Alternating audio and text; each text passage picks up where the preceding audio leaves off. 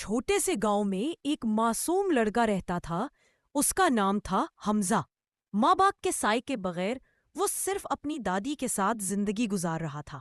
ایک دن بارش کے بعد حمزہ کو کچرے کے ڈھیر کے پاس ایک زخمی کتا ملا۔ کتے کی ٹانگ زخمی تھی اور آنکھوں میں بے بسی۔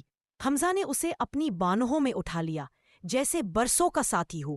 بارش کے قطروں میں بھی اس کے دل میں صرف ایک جذبہ تھا، ہمدردی۔ گھر لے جانے پر دادی نے ڈانٹا کہ یہ گندا جانور ہے، مگر جب کتا آہستہ آہستہ ان کے پاؤں کے قریب آ کر سکون سے لیٹ گیا تو دادی کے دل کی سختی بھی پگھل گئی۔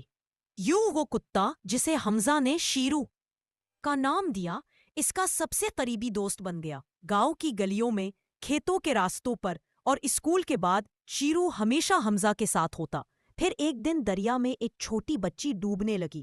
سب لوگ بس دیکھتے رہ گئے، مگر شیرو نے ہچکچائے بغیر چھلانگ لگائی اور اپنی جان خطرے میں ڈال کر بچی کو کنارے تک لے آیا۔ پورا گاؤں حیران رہ گیا۔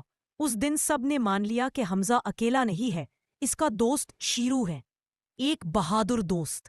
رات کے اندھیرے میں جب سب کچھ پرسکون ہو گیا